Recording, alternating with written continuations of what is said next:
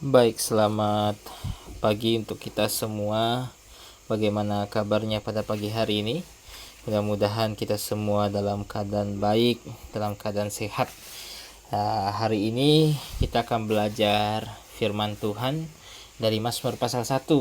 Hari ini kita akan lihat Mazmur pasal 1, kita akan belajar apa yang Tuhan pesankan kepada setiap orang percaya lewat Mazmur pasal 1. Dan sebelum kita lanjut, kita berdoa terlebih dahulu. Mari kita berdoa. Bapa di sorga, terima kasih pada pagi hari ini kami dapat diberi kesempatan untuk belajar firman-Mu. Kiranya Kau karuniakan hikmat agar kami dapat mengerti firman-Mu dan dapat dewasa dalam iman ketika membaca dan mempelajarinya. Berkati juga hamba-Mu yang menyampaikan, kiranya dapat menyampaikan sesuai dengan kehendak-Mu. Hanya dalam nama Tuhan Yesus Kristus kami sudah berdoa dan mengucap syukur. Amin. Baik, Mazmur pasal 1 adalah Mazmur yang penting untuk kita semua, dan ini adalah pembuka dari kitab Mazmur. Dan dalam Mazmur pasal 1 kita akan diberikan sebuah deskripsi oleh Tuhan mengenai orang yang terberkati atau orang yang berbahagia di dalam LAI, dan orang-orang yang fasik, orang-orang yang terkutuk begitu. Jadi kita akan dideskripsikan mengenai dua kelompok orang dalam Mazmur pasal 1. Dan oleh sebab itu tentu dari deskripsi yang akan Tuhan berikan, yang kita akan pelajari mengenai mereka yang terberkati dan mereka yang fasik, Tuhan mengharapkan kita dapat memilih mana jalan yang mau kita pilih. Apakah kita mau ikut jalan orang yang terberkati atau ikut jalan orang fasik begitu. Jadi ini Mazmur yang penting, dan dalam Mazmur ini kita akan melihat bagaimana Tuhan mengajarkan sebuah jalan kemenangan begitu, jalan kemenangan dari orang yang terberkati, yaitu melalui separasi terhadap dosa, separasi terhadap kesalahan, dan dan merenungkan firman Tuhan. Ini jalan untuk memperoleh kemenangan rohani. Jadi separasi terhadap dosa, kesalahan, dan juga kita harus merenungkan firman Tuhan begitu. Jadi ini Mazmur yang penting, dan Mazmur pasal 1 mengajarkan kita bagaimana orang percaya harus memiliki hubungan yang sangat baik dengan firman Tuhan, karena mau tidak mau untuk dapat terberkati ya seseorang harus memiliki hubungan dengan firman Tuhan begitu, harus menenggelamkan dirinya ke dalam firman Tuhan begitu, barulah dia bisa menjadi orang yang terberkati. Nah, kita akan lihat satu persatu. Mari kita lihat dari pertama, dikatakan berbahagialah orang yang tidak berjalan menurut nasihat orang fasik, yang tidak berdiri di jalan orang berdosa, dan yang tidak duduk dalam kumpulan pencemooh. Jadi pemazmur langsung memberitahukan mengenai jalan orang yang terberkati, atau kehidupan orang yang terberkati. Nah, dia yang terberkati atau dia yang berbahagia adalah, pertama di sini kita lihat, pertama itu mereka yang menolak dosa, kesalahan, dan menolak untuk memiliki atau untuk berkumpul bersama kumpulan yang salah atau kumpulan yang fasik begitu. Nah, kita lihat di sini esensi dari separasi mulai dibuka bahkan di ayat pertama begitu. Dan ini bukan pengajaran baru sebenarnya di dalam Alkitab. Separasi termasuk pengajaran utama, tema besar dalam Alkitab, yaitu memisahkan diri dari dosa, memisahkan diri dari dunia, memisahkan diri dari kejahatan begitu, mendekat kepada Tuhan, menjauh dari kefasikan. Nah, itu tema utama dalam Alkitab. Jadi orang percaya harus mempertimbangkan ini dengan sangat baik begitu. Jangan sampai akhirnya terus asik bergaul dengan dunia begitu. Jadi Mazmur pasal 1 kita lihat pembukaannya sudah mengenai separasi. Kita lihat di sini dikatakan berbahagialah orang yang tidak berjalan menurut nasihat orang fasik. Jadi dimulai dengan mereka yang tidak berjalan menurut nasihat orang fasik. Nah, nasihat ini merujuk kepada apa? Nasihat merujuk kepada instruksi, kepada pengajaran, kepada doktrin, nasihat begitu. Nah, ini nasihat dari orang fasik begitu. Nah, orang percaya harus hati-hati terhadap nasihat, pengajaran ataupun doktrin-doktrin yang mungkin disebarkan oleh guru-guru palsu, karena itu termasuk bagian dari nasihat orang fasik. Jadi mesti hati-hati begitu. Orang percaya harus memiliki satu otoritas saja untuk menjadi penasehat dirinya, satu otoritas saja untuk menjadi sumber doktrin bagi dirinya. Dan otoritasnya apa itu? Otoritasnya tidak lain tidak bukan adalah firman Tuhan begitu. Nah, otoritas di luar daripada firman Tuhan, pengajaran di luar daripada firman Tuhan, nah itu harus ditolak begitu. Apalagi pengajaran yang bertentangan dengan firman Tuhan begitu. Nah, pada zaman sekarang nasihat ini amat diperlukan pada zaman kita, karena pada zaman kita adalah zaman di mana guru palsu itu sedang mekar-mekarnya begitu. Sangat banyak guru palsu di luar sana, pengajar palsu, hamba Tuhan palsu, serigala berbulu domba bertebaran di luar sana. Setiap orang percaya harus hati-hati begitu. Apalagi zaman sekarang adalah zaman di mana media sosial sangat marak begitu, dan semua orang bisa mendapat informasi hanya dengan hitungan detik begitu. Jadi nasihat ini menjadi sangat urgent pada masa ini. Bayangkan iblis menggunakan media sosial, menggunakan YouTube dan lain sebagainya untuk menyebarkan ajaran palsu. Dalam hitungan detik banyak orang bisa terpapar oleh ajaran palsu. Maka oleh sebab itu setiap orang percaya harus hati-hati mempertimbangkan apa yang ingin dia cari begitu, apa yang ingin dia cari, sumber nasihat yang ingin dia cari begitu. Nah, orang percaya mesti hati-hati, jangan sampai dia salah cari sumber nasihat begitu. Dia salah cari penasehat, sehingga yang dia dapatkan hanyalah nasihat dari orang fasik. Dan ketika dia mendapatkan nasihat orang fasik dan dia tidak mampu untuk membedakan apakah nasihatnya itu benar atau tidak, karena dia tidak menenggelamkan dirinya ke dalam firman Tuhan, tidak pernah memiliki hubungan dengan firman Tuhan, ya bisa jadi dia akan mengikuti nasihat orang fasik tersebut, dan akhirnya berujung kepada dirinya terjebak ke dalam satu jurang yang amat dalam, dan jurang tersebut ternyata jurang yang memisahkan dia amat jauh dengan Tuhan begitu. Jadi orang percaya, orang Kristen zaman sekarang harus hati-hati begitu. Sumber nasihat mana yang ingin dia cari? Nah, sumber nasihat satu-satunya adalah firman Tuhan. Firman Tuhan. Nah, sekarang kita lihat, tidak hanya yang tidak berjalan menurut nasihat orang fasik, yang berbahagia, yang diberkati itu yang tidak berjalan menurut nasihat orang fasik. Tetapi dikatakan lagi yang tidak berdiri di jalan orang berdosa begitu. Nah, orang berdiri di jalan orang berdosa ini maksudnya apa begitu? Berdiri di jalan orang berdosa ini maksudnya adalah mengikuti gaya hidup orang berdosa begitu. Mengikuti gaya hidup orang berdosa, mengikuti jalan hidup orang berdosa, mengikuti tindakan orang berdosa, atau memiliki kebiasaan seperti orang berdosa. Nah, ini yang tidak boleh begitu. Orang percaya, orang Kristen tidak boleh hidup seperti gaya seperti ini begitu. Nah, di dalam Alkitab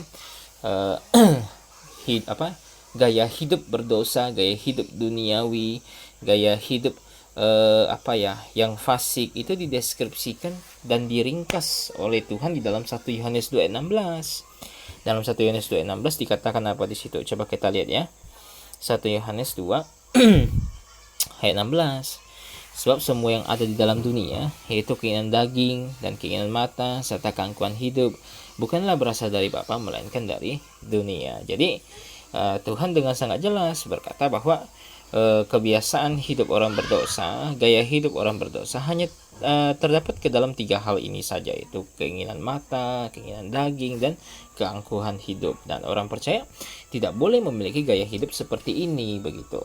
Karena apalagi kalau mereka telah bertobat dan percaya kepada Yesus Kristus, mereka telah berubah, diubahkan dari hidup lama menjadi hidup baru. Mereka telah menanggalkan manusia lama dan mengenakan manusia baru. Maka orang percaya dinasihati dalam surat Efesus untuk tidak boleh lagi hidup seperti bangsa-bangsa lain begitu. Tidak boleh lagi hidup seperti bangsa-bangsa lain. Dan hanya orang yang mungkin belum percaya kepada Tuhan yang tidak dapat hidup dengan gaya hidup yang baru. Ya wajar sih, karena mereka masih mengenakan manusia lama begitu. Makanya orang percaya mesti hati-hati. Tapi ada tidak orang percaya yang sebenarnya sudah diselamatkan tapi tetap mengikuti gaya hidup dunia? Ada tidak? Jawabannya jelas ada begitu. Dalam surat Korintus mereka dideskripsikan sebagai uh, bayi rohani begitu, orang Kristen duniawi begitu. Nah, ini bahaya begitu. Ini bahaya. Kenapa? Karena ketika kamu sudah bertobat dan percaya kepada Tuhan, tapi kamu tidak memisahkan diri kamu dengan gaya hidup orang berdosa, kamu akan tiba pada satu posisi di mana kamu tidak akan pernah dewasa iman. Kamu akan tiba pada satu posisi di mana kamu menganggap kerohanian itu sebagai sesuatu yang tidak begitu penting. Kamu akan tiba pada satu posisi di mana kamu tidak bergairah untuk mengejar harta-harta rohani. Kamu tidak akan tiba pada posisi tersebut. Kamu hanya akan sibuk mengejar dunia. Kamu hanya akan menganggap bahwa hal-hal rohani itu sebagai sesuatu yang opsional, yang kalau tidak dipilih pun tidak apa-apa begitu. Ke gereja, tidak ke gereja itu nggak masalah. Kamu akan tiba pada posisi itu ketika kamu sudah terbiasa hidup dengan gaya orang berdosa. Jadi orang percaya mesti hati-hati, jangan sampai dia terbiasa hidup dengan gaya duniawi. Dia harus pisahkan diri begitu. Dia harus pisahkan diri dengan gaya hidup duniawi, tidak menempatkan dunia menjadi nomor satu, tempatkan Tuhan menjadi nomor satu begitu. Kalau dia memisahkan hidup dari dunia, menempatkan Tuhan menjadi nomor satu, maka dalam Mazmur 1 dia akan menjadi orang yang berbahagia atau orang yang terberkati begitu. Dan tidak hanya itu dikatakan, dan yang tidak duduk dalam kumpulan pencemooh. Duduk dalam kumpulan pencemooh ini merujuk kepada apa? Ini merujuk kepada seseorang yang telah mendapatkan sebuah posisi tertentu, dan dia dengan posisinya tersebut dia aktif untuk menentang Allah begitu. Dia aktif untuk mencemooh Tuhan, dia aktif untuk menghina yang maha tinggi begitu. Dan ini mungkin puncak kali ya, puncak dari orang yang hidup berjalan menurut nasihat orang fasik, yang duduk di kumpulan pencemooh, dan puncaknya adalah yang berdiri jalan orang berdosa, dan puncaknya adalah dia duduk dalam kumpulan pencemooh begitu. Jadi kita bisa lihat progresnya begitu. Ketika kita berjalan menurut nasihat orang fasik dan kita tidak bertobat, kita akan tiba pada saat kita berdiri jalan orang berdosa. Dan kalau kita tidak kunjung bertobat, kita akan tiba menjadi seorang pencemooh, duduk punya otoritas mencemooh Tuhan. Kita bisa melihat progresnya begitu. Jadi ini mesti hati-hati begitu.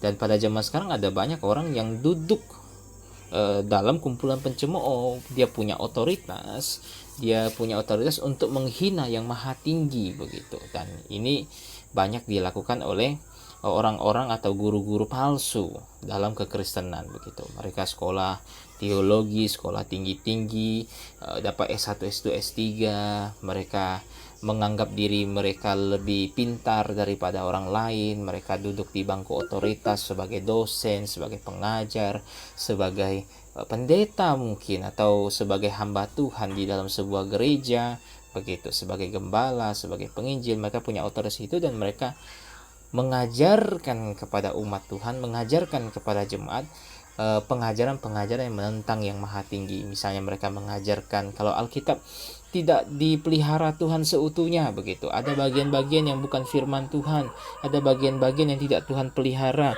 ada bagian-bagian yang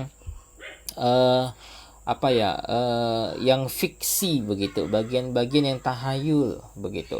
Musa membelah Laut Merah itu mitos ya, misalnya Yunus ditelan oleh ikan itu mitos begitu. Nah, inilah mereka yang sekolah S1, S2, S3, menjadi dosen, jadi pengajar dan lain sebagainya, yang aktif mencemooh Tuhan begitu, yang aktif mencemooh Tuhan. Jadi hati-hati begitu. Pada zaman sekarang ada banyak orang-orang yang seperti ini, orang dari Kristen liberal begitu. Bahkan ya terserahlah di kekristenan apapun yang mungkin meragukan firman Tuhan. Nah, mereka tergolong ke dalam orang-orang yang punya otoritas dan mencemooh Tuhan begitu. Jadi terberkati katanya kalau kita menjauh, kalau kita separasi terhadap nasihat orang fasik, kita separasi terhadap gaya hidup orang berdosa, dan kita separasi terhadap orang-orang yang aktif mencemooh Tuhan begitu. Kalau kita melakukan ini, maka kita akan menjadi orang yang berbahagia begitu. Kita akan jadi orang berbahagia begitu. Nah, kenapa separasi bisa sangat penting? Kenapa kita harus lakukan? Coba kita lihat sebentar ya di dalam 1 Korintus 15. 1 Korintus 15 ayat 33 dikatakan gini, janganlah kamu sesat, pergaulan yang buruk merusakkan kebiasaan yang baik. Pergaulan yang buruk merusak kebiasaan yang baik. Jadi inilah mengapa pentingnya separasi begitu. Separasi bukan saya lakukan karena saya sok suci begitu. Karena kan kadang ada orang yang melihat kalau orang yang nggak suka gaya hidup duniawi, tidak mau merokok, tidak mau minum, temannya bilang lu sok suci, kamu sok suci begitu, mentang-mentang ke gereja sok suci kamu begitu. Nah, kita bukan sok suci begitu. Kita hanya ingin memilih jalan orang benar. Kita hanya ingin memilih jalan orang yang terberkati, dan kita tahu bahwa jikalau kita terbiasa dengan pergaulan-pergaulan buruk, maka itu akan merusak kebiasaan kita yang baik begitu. Kebiasaan kita terhadap Tuhan, kebiasaan kita dalam merenungkan firman Tuhan, itu semua akan terkontaminasi ketika kita terbiasa dengan nasihat orang fasik, terbiasa dengan jalan orang berdosa, terbiasa duduk dengan kumpulan pencemooh begitu. Maka separasi ini sangat penting. Nah, saudara-saudari sekalian, jikalau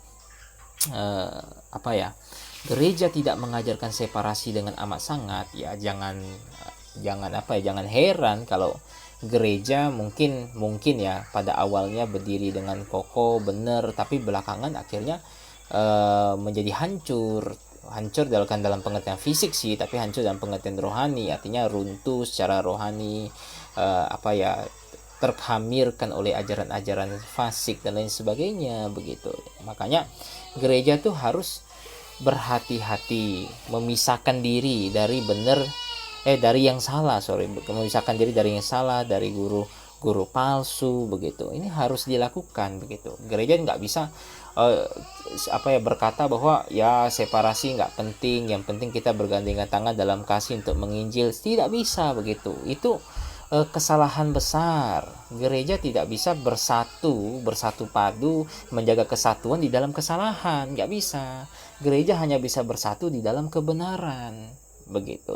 Tidak ada konsep gereja bersatu di dalam kesalahan, tidak ada begitu. Makanya orang Kristen mesti hati-hati dengan berbagai macam jenis gereja yang menghembuskan suatu pengajaran bahwa separasi tidak penting. Dan jika Anda sudah terbiasa dengan konsep tersebut, separasi tidak penting, tidak ada namanya separasi dan lain sebagainya, ya jangan heran sih kalau misalnya kita akan tiba pada kondisi di mana kita menjadi orang fasik begitu. Bahkan puncaknya tadi seperti yang saya katakan, mungkin stepnya dari berjalan menurut nasihat orang fasik, naik tingkatannya berdiri jalan orang berdosa, dan naik puncaknya kepada duduk di dalam kumpulan pencemooh begitu.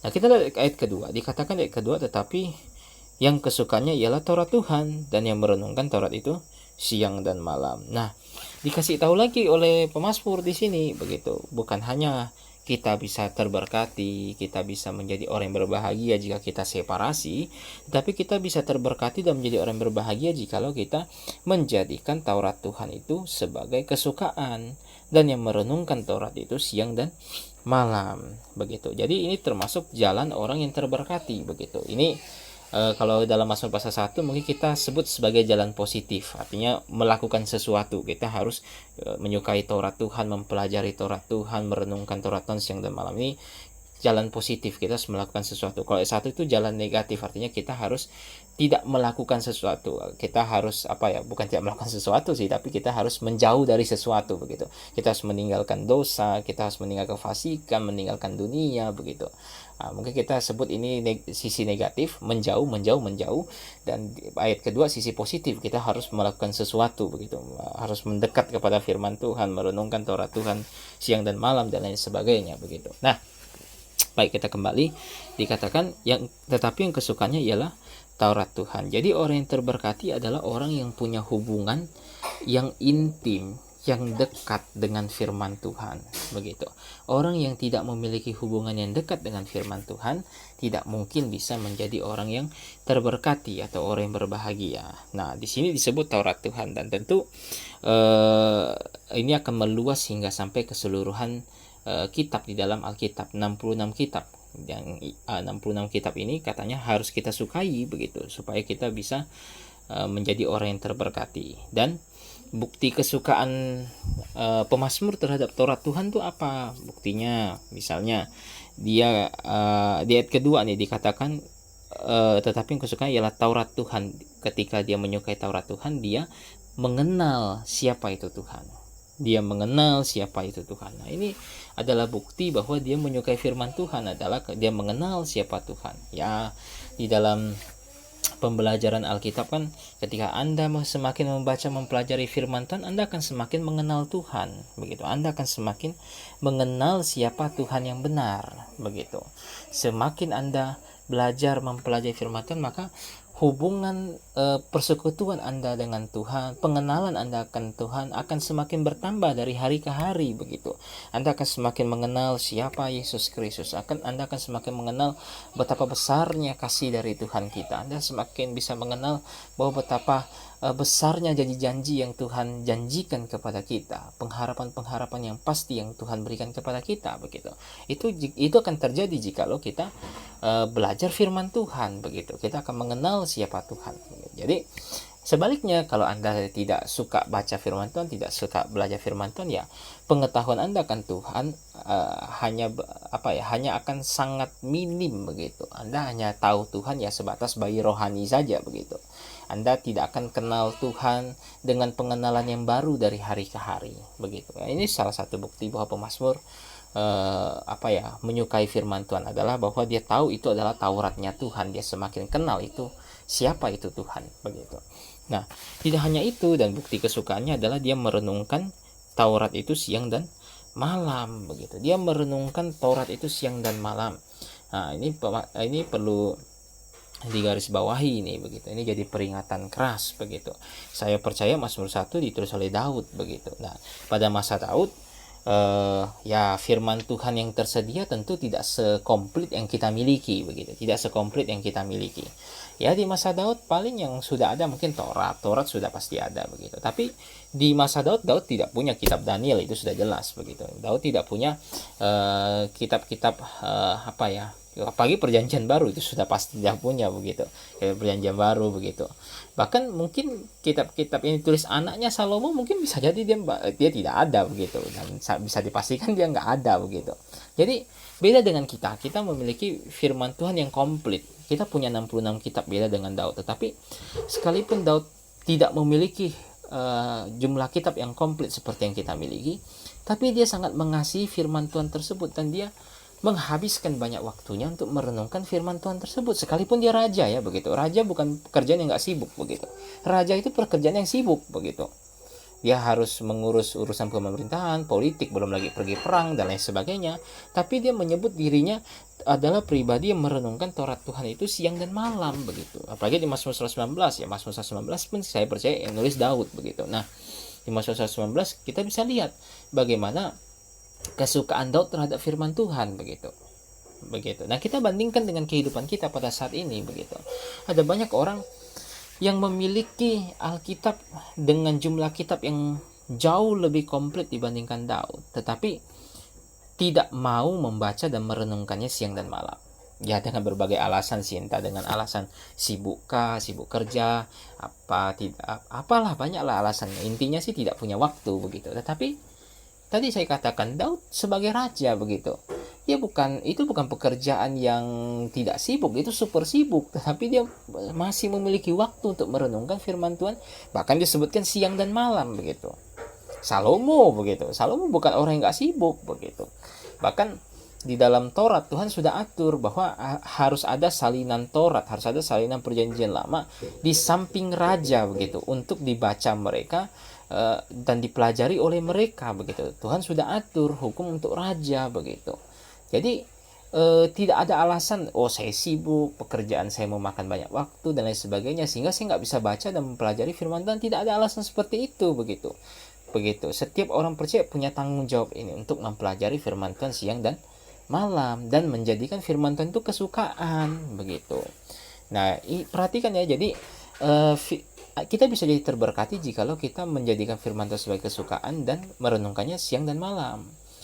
Janji ini tentu tidak akan diberikan kepada orang yang hanya baca Alkitab seporsi kecil, habis seporsi kecil kemudian habisin waktunya untuk kerja sana kerja sini kerja sana kerja sini sampai malam dia tidur lagi begitu. Bangun baca sedikit lagi, terus kerja sana kerja sini, habis itu tidur, bangun baca lagi. Enggak begitu. Janji ini enggak diberikan hanya kepada orang yang hanya membaca Alkitab sebagai formalitas dan rutinitas begitu. Janji ini nggak diberikan kepada orang-orang seperti itu begitu. Janji ini hanya diberikan kepada mereka yang merenungkan firman Tuhan siang dan malam dan menjadikan firman Tuhan itu kesukaan. Artinya apa? Artinya ini hanya diberikan kepada orang-orang yang memiliki rasa cinta yang besar terhadap firman Tuhan. Orang-orang yang terus berpikir bagaimana dia bisa menjadi lebih maju di dalam firman Tuhan. Bagaimana dia bisa memahami firman Tuhan dari hari ke hari, dia pikirkan bagaimana cara dia bisa dewasakan iman dia begitu. Bagaimana dia baca satu ayat, dia berusaha cari tahu maksudnya itu apa. Ini hanya diberikan kepada orang-orang yang seperti ini begitu. Orang-orang yang terus memikirkan firman Tuhan, bahkan menguji segala sesuatu dengan firman Tuhan. Mau melakukan apa, dia uji dengan firman Tuhan. Mau pindah ke kota apa, dia uji dengan firman Tuhan. Mau pergi bergaul dengan siapa, dia uji dengan firman Tuhan. Mau pergi melakukan apa, dia uji dengan firman Tuhan. Janji ini hanya diberikan untuk orang-orang seperti itu. Tidak diberikan untuk orang yang hanya menjadikan Alkitab itu, baca Alkitab itu sebagai rutinitas begitu. Jadi ini hanya diberikan kepada mereka yang membaca dan yang mempelajari firman Tuhan, barulah dia bisa menjadi orang yang terberkati begitu. Oke? Nah, sekarang kita lanjut. Ayat ketiga dikatakan ia seperti pohon yang ditanam di tepi aliran air, yang menghasilkan buahnya pada musimnya, dan yang tidak layu daunnya, apa saja diperbuatnya berhasil. Nah, kita lihat buah dari orang benar, buah dari orang yang terberkati itu apa begitu kan? Supaya kita sebagai pembaca Mazmur dapat memilih jalan orang yang terberkati. Kalau nggak ada buah, nggak ada manfaat, nggak ada hasil, ya untuk apa kita pilih jalan orang yang terberkati? Capek-capek belajar firman Tuhan siang dan malam, menghabiskan banyak waktu untuk belajar firman Tuhan, memisahkan diri dari dunia dan lain sebagainya, tapi ujung-ujungnya tidak punya manfaat, kan untuk apa begitu? Tapi kita lihat di sini pemazmur kasih tahu manfaatnya itu apa. Ayat 3 dikatakan ia seperti pohon yang ditanam di tepi aliran air. Waduh, ini luar biasa, gambaran yang sangat luar biasa bagi setiap orang yang memilih jalan yang terberkati. Disebut ia seperti pohon yang ditanam. Ia bukan pohon liar ya begitu. Dia bukan pohon liar, pohon yang kalau kita pergi ke hutan gak ada yang nanam begitu, dia tumbuh sendiri. Bukan, dia bukan pohon liar, tapi dia pohon yang ditanam begitu. Ada orang yang menanamnya begitu. Siapa yang menanamnya? Tidak lain tidak bukan adalah Allah itu sendiri yang menanamnya begitu. Kita adalah pohon yang ditanam oleh Tuhan kita begitu. Dan Anda patut bersyukur jika Anda adalah pohon yang ditanam, karena dalam catatan Injil dikatakan kalau pohon yang tidak ditanam oleh Allah akan dicabut begitu, akan dicabut. Kalau yang bukan ditanam oleh Allah, yang ditanam oleh Allah itu akan bertahan hingga sampai kekal begitu. Anda mesti bersyukur jikalau kita memilih jalan yang terberkati, artinya kita menjadi orang yang ditanam oleh Tuhan, menjadi pohon yang ditanam oleh Tuhan di tepi aliran air begitu. Oke? Nah, karena pohon ini ditanam di tepi aliran-aliran air, maka pohon ini dikatakan menghasilkan buahnya pada musimnya. Perhatikan, dia menghasilkan buahnya begitu. Jadi ketika kita memilih jalan yang terberkati, kita akan menghasilkan buah kita sendiri begitu. Ya, buah tiap orang beda-beda dong begitu. Karena kan tiap orang punya panggilan yang berbeda, punya kemampuan dan karunia yang berbeda. Tiap orang akhirnya ya wajar sih punya buah yang berbeda. Tetapi yang dijanjikan oleh Tuhan, walaupun kita punya karunia berbeda-beda, tetapi kita akan menghasilkan buahnya sendiri, akan menghasilkan buah kita masing-masing begitu. Dan buah yang kita hasilkan tentulah adalah buah yang harum bagi Tuhan begitu, adalah buah yang wangi bagi Tuhan, yang dapat kita persembahkan kepada Tuhan dan menyenangkan hati Tuhan begitu. Nah, ini yang terjadi ketika kita memilih jalan orang yang terberkati, bahwa kita akan berbuah pada musimnya begitu. Jadi nggak ada masa di mana kita nggak berbuah begitu. Mau di masa kita sedang dalam keadaan sukar, dalam keadaan dalam keadaan menderita, dalam keadaan yang nyaman, kita tetap akan menghasilkan buah kita pada musimnya, begitu.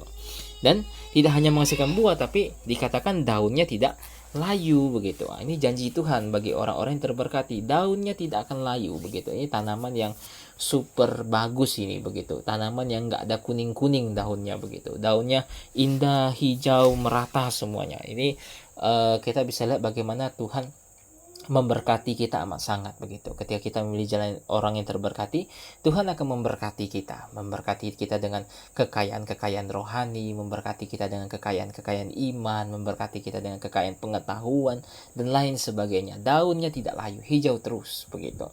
Tapi ya walaupun daunnya tidak layu, Tuhan terkadang pangkas daunnya supaya buahnya semakin lebat. Tuhan pangkas daunnya supaya daunnya semakin lebat, begitu. Ya walaupun tidak layu, tapi Tuhan merawat dengan cara memangkas ranting demi ranting yang tidak berguna. Tuhan pangkas, begitu. Dan kita patut bersyukur, begitu. Artinya Tuhan memelihara kita amat sangat, begitu. Nah, dan tidak hanya daunnya tidak layu, dikatakan apa saja yang diperbuatnya berhasil. Wah, ini begitu luar biasa, begitu. Apa saja yang diperbuatnya berhasil. Ini janji Tuhan kepada orang-orang yang memilih jalan orang yang terberkati, begitu. Yang memilih untuk hidup terpisah dari dunia, terpisah dari dosa, yang menjadikan firman Tuhan kesukaan, merenungkannya siang dan malam. Dikatakan apapun yang diperbuatnya berhasil. Ini sungguh indah, begitu. Pada saat kita mungkin belum bertobat dan percaya kepada Tuhan, mungkin ada kesulitan bagi kita untuk mengikuti jalan yang Tuhan mau, begitu. Sangat sulit, begitu. Untuk menjauh dari dunia sangat sulit.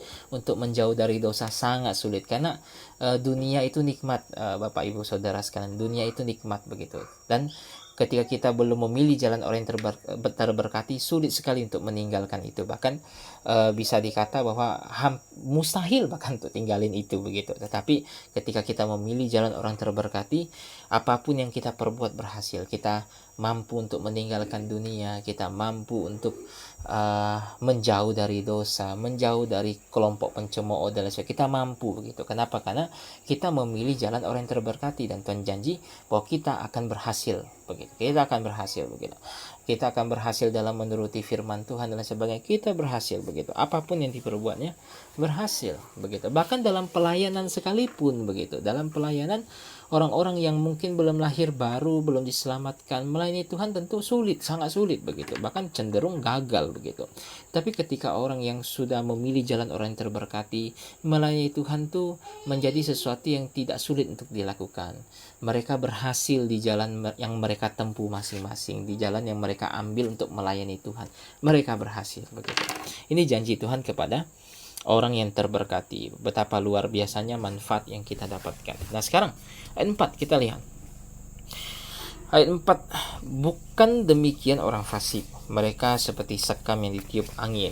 Oke, jadi di ayat keempat sampai ayat ke-6 tiba-tiba temanya berubah ini, begitu.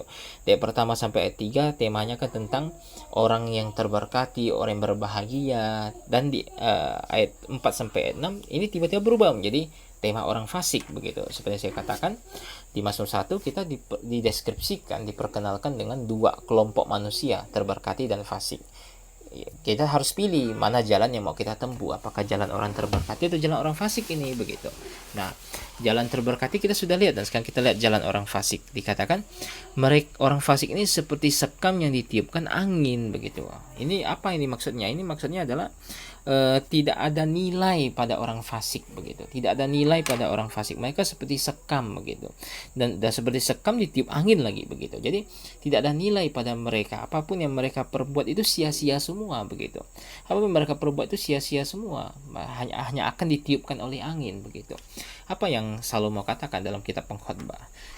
Dalam Pengkhotbah dikatakan bahwa seluruh perbuatan kita, aspek yang kita lakukan, kesukaan kita di bawah matahari ini, segala usaha kita baik untuk ngejar harta atau apapun di bawah matahari ini, semuanya sia-sia. Semuanya sia-sia kalau di bawah matahari, begitu. Jadi ya seperti itulah orang fasik. Mungkin dia berpikir bahwa jalan hidupnya hanya mengumpulkan harta sampai mati, memperkaya dirinya jadi super kaya dengan cara apapun, tak dengan cara yang kotor kah, begitu, korupsi kah, atau apapun itu, dia harus lakukan itu. Tapi kita tahu bahwa itu semua adalah kesia-siaan, begitu. Tidak ada sesuatu yang bertahan untuk selama-lamanya di bawah matahari ini, begitu. Amatlah bodoh jikalau kita memilih jalan orang fasik. Jalan orang fasik mungkin hanya akan membuat kita senang untuk sementara waktu, tapi ingat, itu tidak bertahan untuk selama-lamanya, begitu. Ada saatnya itu semua berakhir, begitu. Ayat 5 dikatakan, sebab itu orang fasik tidak akan tahan dalam penghakiman, begitu pula orang berdosa dalam perkumpulan orang benar, begitu. Jadi orang fasik dikatakan tidak akan tahan dalam penghakiman. Ini maksudnya apa? Bertahan dalam penghakiman, kita bisa maknai ini sebagai orang yang ketika dihakimi dapat berdiri dengan tegap karena pada dirinya tidak ditemukan kesalahan, pada dirinya tidak ditemukan sebuah kesalahan, begitu, sebuah kesalahan tidak ditemukan, itu dia ditemukan benar di hadapan Tuhan, begitu. Tapi tidak dengan orang fasik. Orang fasik tidak tahan, begitu, tidak tahan. Kenapa? Karena pada dirinya tidak ada yang benar, pada dirinya semua ditemukan adalah kesalahan, begitu. Tidak ada apapun yang benar, tidak ada sesuatu yang bisa membenarkan dia, tidak ada pribadi yang membenarkan dia bahkan. Kenapa? Karena dia orang fasik, begitu. Dia tidak akan tahan di dalam penghakiman, begitu. Ini yang terjadi terhadap semua orang fasik di muka bumi ini. Tidak ada yang benar pada diri mereka. Mereka harus mempertanggungjawabkan segala dosa yang mereka lakukan di hadapan yang maha tinggi. Dan mereka akan berujung kepada apa? Mereka akan berujung kepada neraka, begitu. Nah, bukan hanya katanya tidak tidak tahan dalam penghakiman, tapi juga katanya begitu pula orang berdosa dalam perkumpulan orang benar juga tidak tahan, begitu. Orang berdosa di dalam kumpulan orang benar, ya kenapa? Karena mereka bukan orang-orang yang menjadi bagian dari keluarga Allah. Mereka bukan orang-orang yang dilahirkan kembali menjadi bagian dari kerajaan Allah, ya. Mereka karena bukan bagian dari itu, ya mereka tidak mungkin bisa bertahan dalam perkumpulan orang benar. Bahkan Tuhan katakan bahwa di dalam kerajaannya segala yang fasik tidak bisa masuk, begitu. Tidak bisa masuk. Ujungnya kemana? Ya ke neraka, begitu. Ini nasib akhir mereka yang memilih jalan orang fasik. Makanya tadi saya katakan alangkah bodohnya jikalau orang yang tergoda untuk sementara waktu oleh harta dan akhirnya meninggalkan jalan orang benar dan mengejar jalan orang fasik. Jalan orang fasik itu jalan yang binasa, saudaraku sekalian, begitu. Kita sebagai orang percaya ketika memilih jalan orang fasik, tidak ada hal yang menguntungkan bagi kita. Tidak akan ada hal yang menguntungkan. Yang ada hanyalah kita menderita hukuman dari Tuhan di dunia ini, begitu. Tuhan akan hajar kita karena kalau kita telah bertobat dan percaya, kita anak Tuhan, begitu. Dan kalau kita memilih jalan orang fasik, kita akan dihukum karena kita adalah anak, begitu. Kita adalah anak, kita akan dihajar oleh Tuhan. Tuhan akan sadarkan kita dengan berbagai macam cara, begitu. Dan ini yang terjadi, begitu. Jadi tidak ada untungnya kalau kita memilih jalan orang fasik, jalan orang-orang yang harus binasa, begitu. Alangkah bodohnya jika kita tergoda untuk mengikuti jalan orang fasik. Ayat 6. Sebab Tuhan mengenal jalan orang benar dan jalan orang fasik menuju kebinasaan. Tuhan tahu jalan orang benar. Tuhan tahu bahwa orang benar yang telah memilih hidup benar, hidup terberkati, mereka akan mengarah kemana. Tuhan tahu itu. Demikian juga orang yang memilih jalan orang fasik, begitu. Perhatikan di sini. Di ayat 4 dan ayat 5, Tuhan berbicara mengenai orang fasiknya. Di ayat ke-6 Tuhan berbicara mengenai jalan orang fasik, begitu. Tadi saya katakan bahwa jalan orang fasik akan binasa, begitu. Dia akan binasa. Tidak ada yang bertahan kekal, saudaraku sekalian, begitu. Tidak ada yang bertahan kekal di dunia saat ini. Semuanya bersifat sementara. Semuanya akan berakhir, semuanya akan berlalu. Apa yang dikatakan Tuhan dalam kitab Wahyu pasal 22 seingat saya, dikatakan bahwa segala yang lama itu berlalu, pergi, hilang, begitu, berlalu semua, dan Tuhan menjadikan segala sesuatu itu baru, begitu. Ya, jalan orang fasik mungkin hanya akan bertahan 80 tahun, begitu ya. Umur kita paling kuat kan 80 tahun, tetapi jalan orang benar akan menuju hingga kekekalan.